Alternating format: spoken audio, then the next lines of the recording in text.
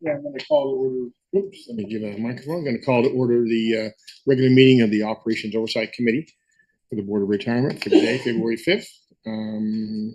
We have a quorum, and do you want to give the Thank you, Chair Harris. This meeting is being conducted in person and by emergency teleconference under California Government Code Section 54953E due to the governor's proclamations of a state of emergency relating to the Eaton fire and the Board of Retirement's determination at the January 15th meeting.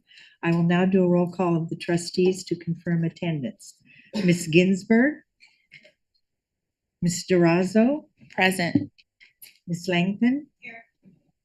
Mr. Rue. Mr. Oakham. Here. Mr. Green.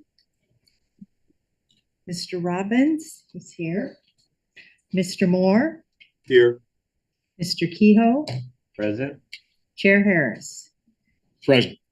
Staff participating in the meeting include CEO Santos Kryman, Deputy CEO Louis Lugo, AEOs JJ Popowich and Laura Guglielmo, Chief Counsel Stephen Rice. Other staff and managers participating include Chaitanya Arande and Elsie Gutierrez. Trustees, please use the raise your hand Zoom option to be placed in queue. At this time, we ask all meeting participants to mute your mics until you are ready to speak, and we may now proceed with the agenda. Thank you very much. Item number 2 is approval of minutes of the regular meeting of the OOC on January 15th, 2025. Is there a motion to approve? And I'll second. Ms. Durazo. Aye. Ms. Langton. Mr. Moore. Aye. Chair Harris. Aye. The motion passes unanimously. Thank you. Brings us down to public comment. I have not received any requests from the public to speak. And I have nothing. Very good. Brings us down to item 4, non-consent items, secure access service edge request for proposal recommendation. Is there a presentation? Here we are. We're actually going to do one. Please note the date and the time. That's good. Thank you, trustees. Just wanted to go over a little bit about what SASE is, just to give it to you in probably layman's terms as much as possible. That'd be good. Yeah. So really, the whole project of SASE is you can think about like you live in a home which is in a non-gated community, right? If you live in a non-gated community, you're subject to things, burglaries and other items more often than not, right? But if you were to live in a gated community, then you're much more secure. Plus, what the gated community brings is a centralized way that protects everything with all the community members, right? So SASE is something similar to that, where it allows us to consolidate our security platform. It brings it so that we can make it much more simpler. Previously, when I joined LACERA, one of the tasks that I had was to evaluate the security posture of LACERA and the myriad technologies that we have in place. Since then, I did an evaluation, and one of the other findings that I had, besides the previous finding that we did not, we needed to have a SOC. And now we have a SOC in place. That means we have 24/7 monitoring of our networks ongoing. With the other finding that I had was we had like 4, 5, 6 technologies sitting in place that were from different vendors, different providers, and that takes a lot of time, energy, training on these different platforms. Plus, it becomes much more cumbersome because you don't know if an alarm goes off here, suppose you had ADT and you had some other vendor, you'd have 4 or 5 alarms to talk about, and you will not know which one to respond to. Here, that was the case, that we started having these myriad technologies, each one's raising an alarm, and then saying, we trying to evaluate which one is correct, which one's true, which one's false, and what type of action should we take when we get these alarms. So with SASE, what happens is we'll be able to consolidate that into one single platform. And bringing it to that one single platform will also mean that we can tie the vendor to looking at our logs and taking proactive actions on our behalf. So right now, yes, we have secured our endpoints. That means your PCs and other devices and servers and all that. But now what we need to secure is also, how do you browse, right? Where are you going? Can we protect you from going to malicious websites? Is someone trying to upload documents from LACERA out to their, to a public location? So what this allows us to do is to employ and implement something called zero trust, where we don't necessarily trust anybody in the organization. The system should not trust me either, because if I am sitting down on my desktop and my machine gets infected and some malware starts uploading documents, some action better be taken, right? So the SASE infrastructure, what it'll do is it'll start inspecting things that are going outside our organization, especially our data. Data is important. And also it brings in the aspect of user behavior. So say, for example, you're logged in from, say, Los Angeles, and suddenly you're logging in from, Rome. That's impossible travel, right? You didn't travel overnight, like it's difficult, right? So at that time, it'll catch that and it'll say, okay, looks like something's going on with this user. Probably this user's username, password has been compromised, or something else is happening. Another major thing, I don't know if you guys have heard about DeepSeek right now. I'm sure it's the news. DeepSeek was jailbroken. So these hackers have jailbroken the DeepSeek AI model. So what now they can do is they can just remove off the pieces that were protections. Then they can use this AI for their own nefarious purposes. So things like, if I got 10 minutes of a clip of, you speaking, then I can actually take that and have AI generate anything. So I could be talking to you and then on a Teams call, and if you're not visible, right, I could actually be not that person. And this has happened. It happened to a Hong Kong financial institution where millions of dollars were just stolen. The party was sitting in London. They thought that, the person they were speaking to was legit, and they did a wire transfer. So these kind of things are up and coming, and what SASE does is it takes care of those kind of up and coming technologies, and the vendor is responsible for it. We just don't have the manpower to, keep up with these things, whereas a large company would have that manpower to keep up with this kind of technology, emerging technology. So SASE is that, where it's going to bring all these features in. Another aspect is we do have multiple lines going out to the internet. What if one internet line went down and we cannot communicate? Like this Teams meeting or the Zoom meeting just drops. We want to make sure that there's high availability, and what it also does is brings high availability by combining multiple internet lines together. Common complaint of users would be, hey, I'm trying to log in, but I can't get to resources that I need. With SASE, what we can do is we'll be able to, the help desk would be able to go down and say, okay, well, you know what? Looks like the problem's with the Wi-Fi. Looks like the problem is you have a low strength in your house, wherever you're sitting. Probably move to a better location. You'll have a better connectivity. Or it could be your ISP. It could be other issues that they can bring up. So it helps even in the troubleshooting. That's what I talk about, consolidation into one platform.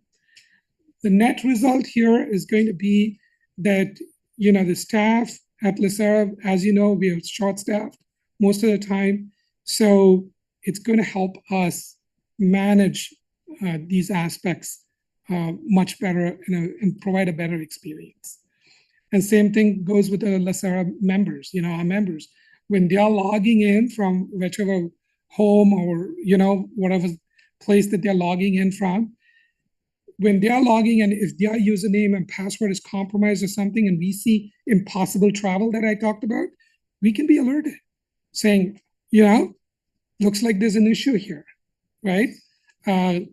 Maybe lock down that member's, account to protect that person's privacy. Not that money will be going anywhere, but just to protect that person's privacy, right? So those are the aspects that SASE brings. So what we're suggesting is that we go ahead with the RFP, identify the vendors that can potentially provide this service for us.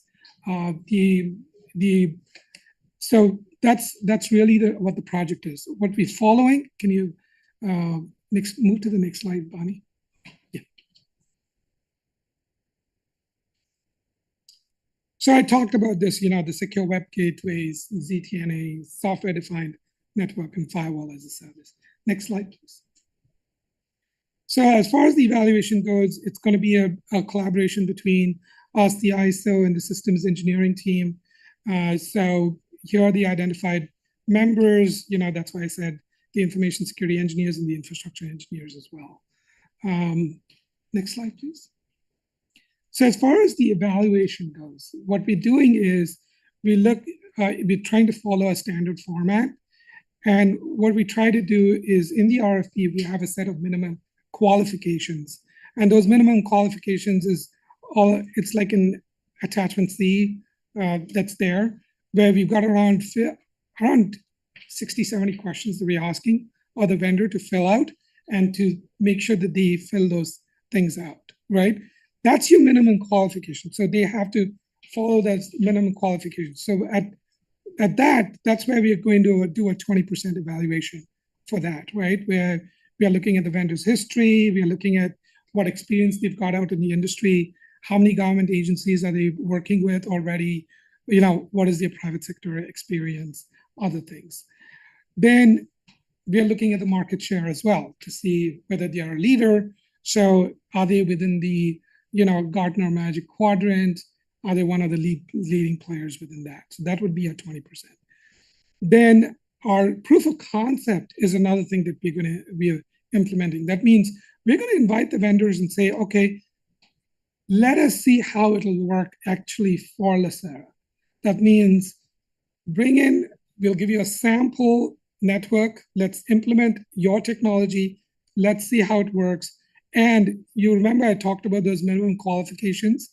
We will grade them based upon those minimum qualifications. And that grading will be done by the engineers, by the sponsors of the program. So we've just listed a bunch of things that are vital to us. Those are the core things if you see on that presentation, but there's some subcategories that we haven't listed. Then we're going to look at, okay, who's going to be implementing this for us? Should we go with you? And there we would conduct things like, what's the team? What's the history of the team? What's the experience of the team that's going to help LACERA implement this? And do we like that team? Because that's a huge factor, because once you start a project and marketing people are going to say something, but when you actually meet the implementation engineers, you're going to get another thing. So it's better to get that out of the way. And the POC also kind of goes to that. So then we'll look at other aspects as well. Then, of course, finally, we're going to look at the fee proposal to see how much they're going to charge us for the service that they're going to provide. And then that's where we will go. That's the weightage that we have. Next slide, please. So this is just the timeline that we have ongoing. We started this project in April of 2024.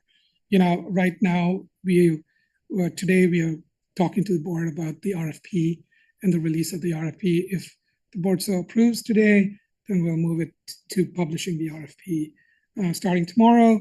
Timelines are very tight. We have an existing vendor that is going to cost us some money if timelines are extended. So we're trying to save LACERA money, just like, everyone here says, a dollar wasted is, is no good for us, right? It's a lot of dollar that's not left uninvested, right? So that's the way so that's why we're trying to get this project implemented by end of April. So we're moving pretty fast on this project.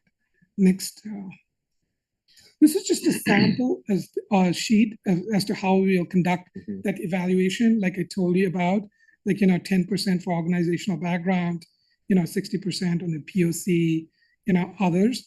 And then that's a sheet where we are going to rate them on each feature, a rating scale of 1 to 5. And then this would be an independent thing that everyone, like, say, if I'm sitting there, I will do my own sheet. Other engineers will do their own sheet. Then we'll get that. We'll take the average of that. Then we'll get an unbiased result as to which vendor that we feel is more capable of satisfying LACERA's needs. Any questions here on this sheet? No? Nope. Okay. Next slide, please. And then we'll go to the phase 1 and phase 2 of it, where we'll pick the top 3 vendors. We'll look at what their proposal is. We'll try to get a sense of what the pricing is. And this is where we'll start, playing each other off to get the best price for LACERA.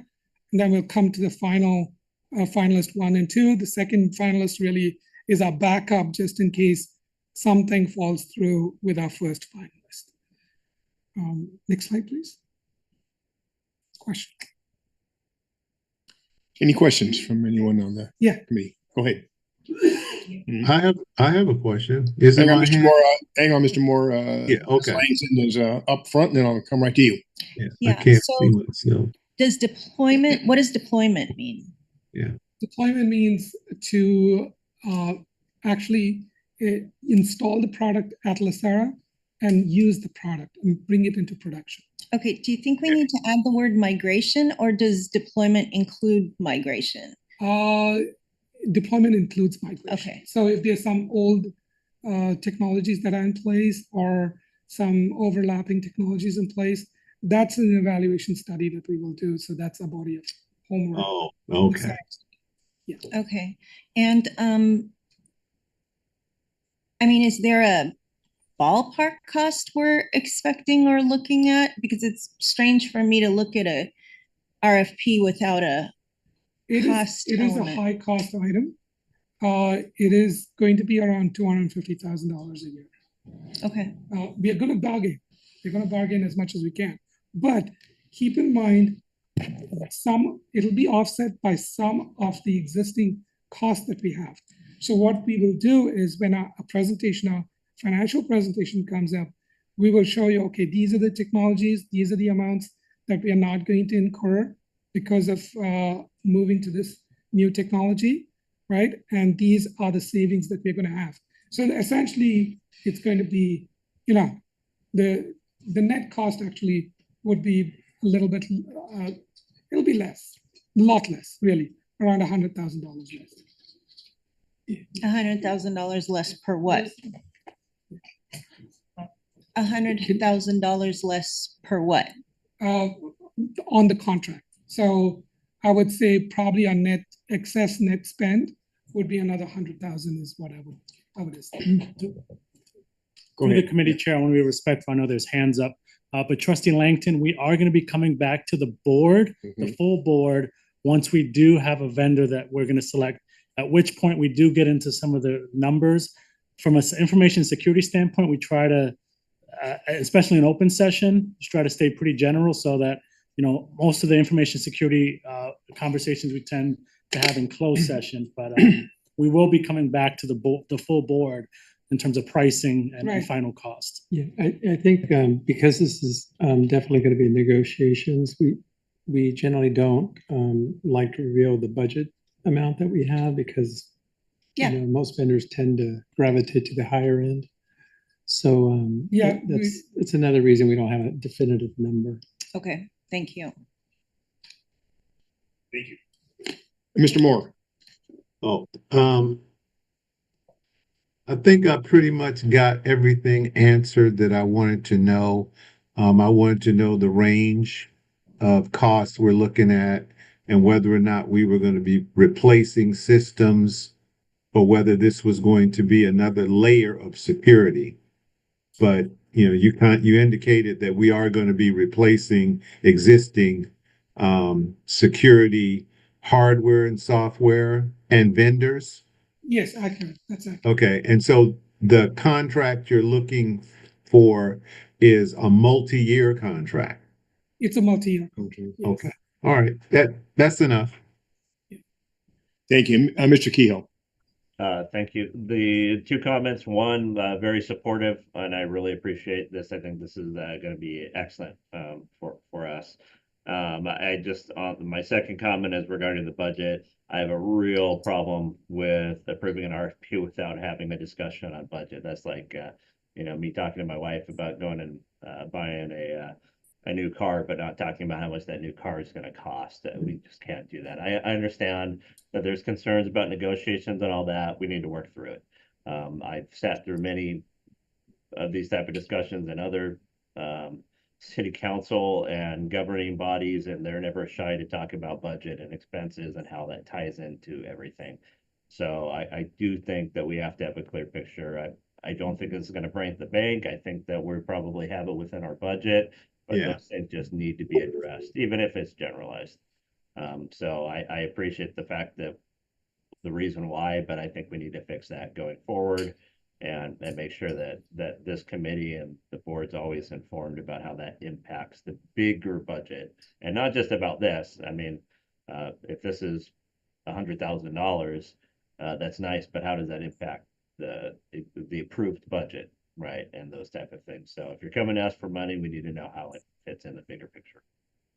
Yeah, and Trustee Langton, Trustee Kehoe, we appreciate the comments. One of our core values is transparency, so we'll make sure to have a better structure moving forward in terms of at least providing ranges. Thank you. I just wasn't sure if it was going to cost $1 million or $50,000, like, right? But, okay, thank you. And thank you for everyone's comments. Mr. Kehoe, I do appreciate, I was definitely going to get to you to get your input on this, and I appreciate your comments.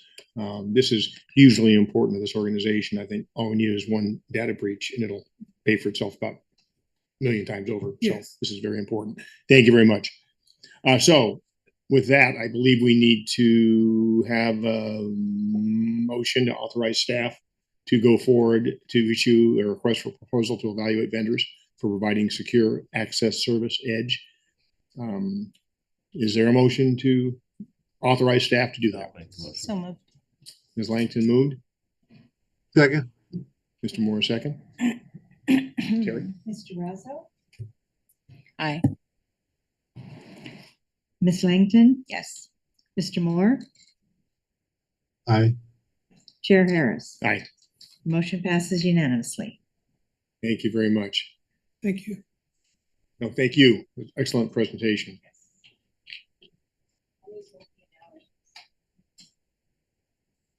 Yes.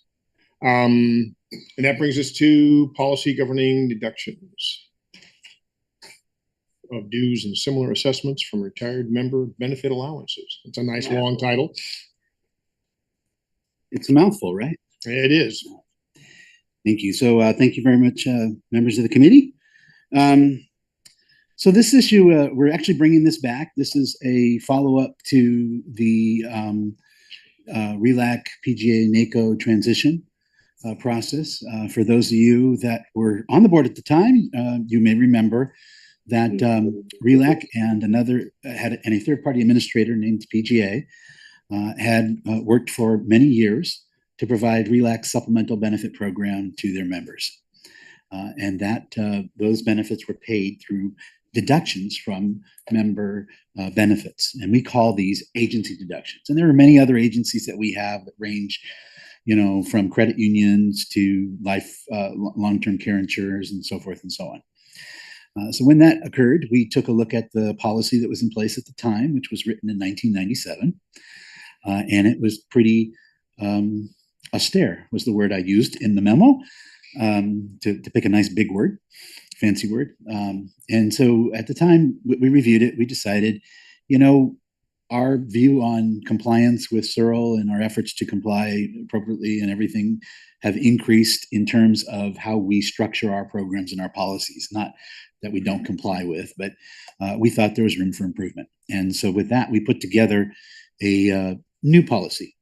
Normally, we would come back to you with a red line policy based on the old one, but the old one was so short, it didn't fit anymore. So we proposed a whole new policy, and that policy is there for your review.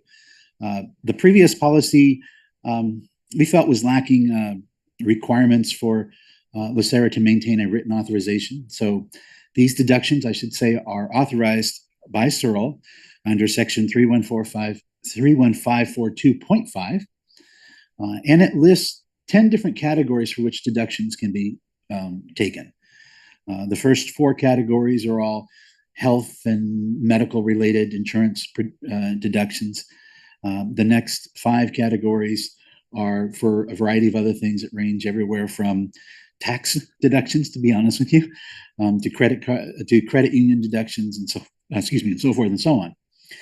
And then the 10th category is for supplemental benefits programs authorized or offered through a recognized retirement organization.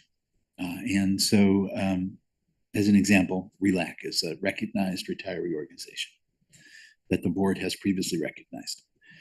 So that section of the law actually requires a written authorization to be maintained on file. And up until recently, we didn't maintain that. We allowed the agency to maintain those files. So we wanted to rewrite the policy to make sure that we were getting those authorizations and that those authorizations were sufficient for us to understand what the benefits are for. That allows us to make sure that when we're allowing these benefits, that we allow them in accordance with Searle. So for example, using the RELAC PGA transition, NACO transition project, PGA is the third-party administrator and was the agency that was accepting the deductions, but we had no idea what PGA was accepting the deductions for on a per-member basis. We knew what benefits RELAC was offering through PGA at the time, and those benefits included things that were not expressly included in 1 through 4 of the Searle, which was the health insurance. It included things like pet insurance and legal services and other things, which weren't covered except under Category 10. And so for us, in order to be able to make sure that we're adhering to the law once that changed, we need to make sure that we know what the deductions are for. So that was included. We also included electronic data sharing and payment arrangements, which we didn't there. We also included a requirement for a formal evaluation process of these agencies and listed a number of items that we would be looking at so that when we brought the agency request to be recognized for the ability to take these deductions to the board, you would have sufficient information to determine whether this is something that you wanted to allow. And then, of course, we will be requiring a formal written agreement, which after hopefully the board approves the revised policy, we'll create the written agreement. We didn't want to do that until the policy was finalized. So with that, I will just say that I did have a conversation with Trustee Langton yesterday, who pointed out a couple of minor recommendations for changes to the policy. Some of it was minor typos and making things clearer. There was one section I cited an incorrect section, and she caught that for me. So I fixed the citation for the section that refers to a recognized retiree organization. Thank you very much for doing that. And then finally, she did ask for some changes to be made for section 5C.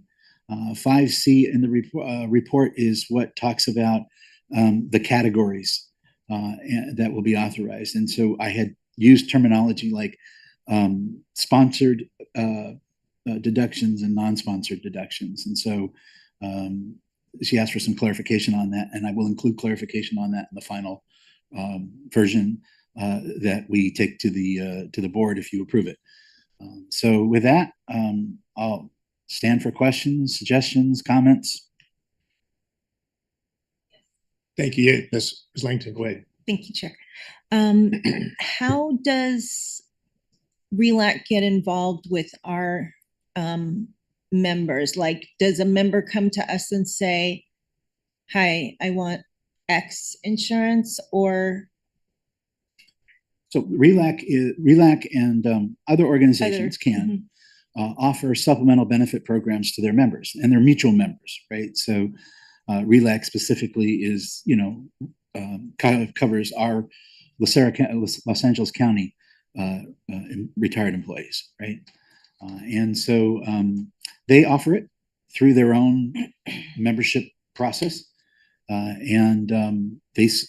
Members are welcome to contact RELAC and sign up for those benefits.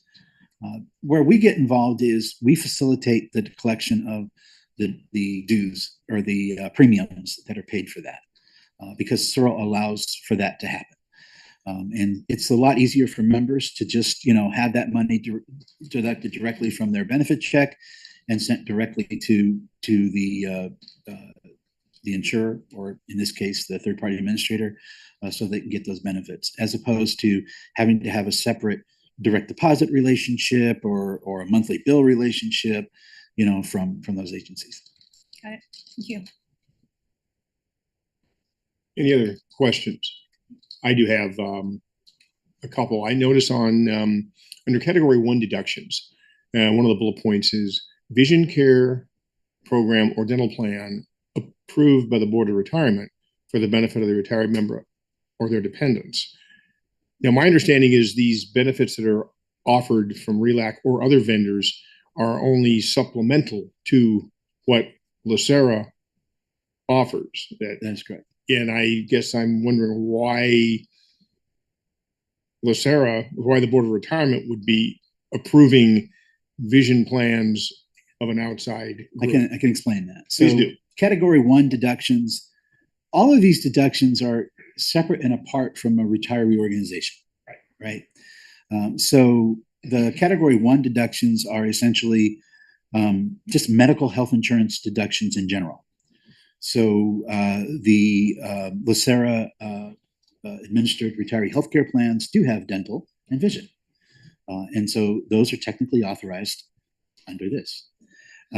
So deductions can be taken from a member's benefit to pay the premiums for that.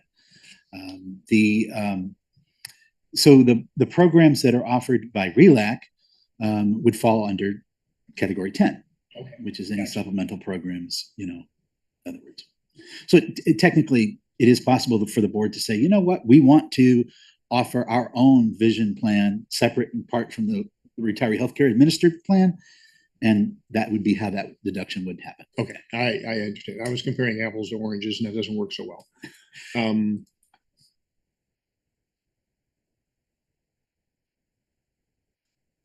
Let's see. I have a question. Mr. Keogh, go ahead. Yes, just want to confirm this is reviewed by both our legal office as well as fiduciary counsel. It has been reviewed by the legal office. How about fiduciary counsel, since this? I don't think we shared it with them yet. Yeah, we will do that. We will do that. Yeah, I'd like to suggest that just because this has some of our hand getting involved in other organizations, and I want to know what kind of liability the board as well as the organization takes. We will do that. Would you like us then to bring it back to the Operations Oversight Committee, or after we do that, or how would you like to handle that? I mean, my suggestion would be that when it moves for adoption, that be covered. I don't know if it has to come back here or if it can go to the full board. If it hasn't been fully vetted, then until it goes to the full board, then I would just ask that it goes to the non-consent calendar, and then that way we could discuss it there. Thank you, Mr. Keogh. Okay, yeah, my other question is on page 5 of 8 or 84 of 137, the very final line in there. I don't understand what that sentence means. Page 5 of 8, the final line on that page. Categories of deductions will be limited to permitted of a non-sponsored benefit as described in section 31452.5. It's part of the typos that Okay. trustee Langston pointed out. Categories of deductions will be limited to those permitted for a non-sponsored benefit as described in section 31452.5 is the correction. I understand that. Okay, very good. Any other, Yes, yes, thank you. go ahead. And you were gonna clarify what the non-sponsored benefits were? Yes. Yes, okay. That will be added to there, yes.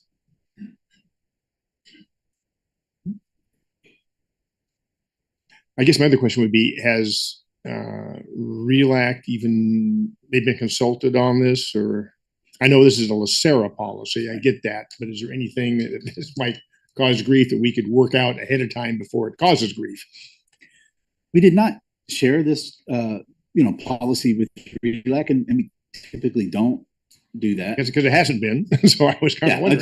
I just want, we share things with the trustees first before we do anything else. But we have talked to them about the types of things that we would be doing or would be asking for in the new policy. So, for example, things like, requiring us to have the deduction authorization agreement, which is the attachment here. That actually we implemented already when we did the RELAC NACO transition. We needed to do that. So we did share that with them, and we did. We've gotten some feedback on it, and so we're working through that. We did let them know that we would need to know why the deductions were being made. We also there was actually a request that we could share information between each other since these are mutual members, and so there is in the policy an option that if the board wishes, they can approve on a per authorization process that we would offer the opportunity for members to elect for us to share information, which is helpful because members move and they will almost always contact us to let us know where they're at because they want to get their monthly benefits without interruption. But sometimes they may forget to contact, others. And that could cause problems for, RELAC and supplemental insurance benefits. And so, if members will authorize us to share that limited information, that contact information, we'll do so if the board approves that as part of the policy. Consistent with CERL. And that is consistent with CERL getting the members' approval to do that. According to the little birdie on my shoulder. Yeah. Very good, and we appreciate that. Okay, any further questions or discussion? Okay, well then, the recommendation is that we recommend to the Board of Retirement to adopt this revised policy. I want to make sure I'm not getting ahead of myself with Mr. Kehoe's request. You're good with going ahead with moving this to the Board of Retirement at this point? Yeah, I mean, I'm not deeply concerned that fiduciary council is going to throw a yellow flag, but I do want to make sure we do our due diligence. Right. Okay. With that, then I would entertain a motion that we do move this forward to the full Board of Retirement for their action on this. Yeah, just to clarify Yes. the motion, it should also include the changes recommended by Trustee Langdon, as well as the direction to have fiduciary council review. And we can also throw in RELAC if you'd like. Talk with them at least. All right. Is there a second to that motion? Second. Mr. Razzo, Aye. Ms. Langton? Yes. Mr. Moore? Aye. Chair Harris? Aye. Motion passes unanimously. Thank you. Thank you. Appreciate it. With that, we're to the ever popular LACERA operations briefing. Yeah, we'll get that. Yep, we just have a couple of updates on the operations briefing that we want to highlight. First is we're making progress on all of our strategic priorities. One of the things we want to highlight to the board is a project that concluded and launched to the collective staff on our centralization of our policies and procedures. We're looking outwardly in terms of a platform that can really have a good repository for all of our policies and procedures. Currently, previously they were decentralized. It was hard to access, and in terms of elevating our compliance in terms of members being or employees being able to access policies and procedures that guide their work. We wanted to make sure that there was a better process in place. Through that, we found out that we wanted to look at establishing this platform in-house through the work of Bonnie Nolly and internal audit Christine and Logan, as well as systems, Selassie. They did a phenomenal job, and also in collaboration with legal of standing up an excellent one-stop shop policy and procedure platform for us that we launched called Compass. So now, it's policies, procedures are easily accessible. We're able to communicate things in real time. So again, I wanted to extend our gratitude for the efforts of Bonnie, Christina, as well as legal and our systems staff, Selassie in particular, because it's a SharePoint product for their efforts on that. But really big step forward for us organizationally. And then also one other update on JJ's side. So an update on the fire recovery process as well. It wasn't quite finalized this morning, but it has since been finalized. We have been working with the assessor's office to send out a notice to retirees who may have had previous experience working with the assessor in all sorts of different roles. It doesn't have to be as assessors, but they're looking for all sorts of different roles within the organization to see if there is any interest in them coming back on a 120-day program arrangement to help them process the 16,000 applications they expect to receive. And so that was finalized this morning, and they actually emailed it out. I will send a copy to all the trustees so that you see what it is as soon as we get out of here. But they were making some final changes this morning, so it wasn't quite ready to go. Very good. Thank you. Any questions from any committee members or anyone else? All right. Thank you very much for your presentation. We're glad we got to you. That was good.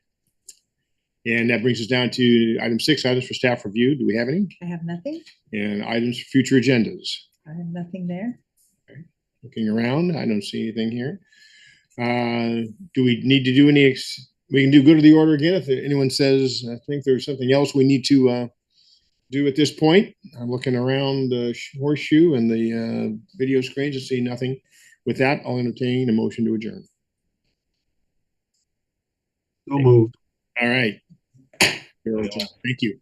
All right. Have a nice day.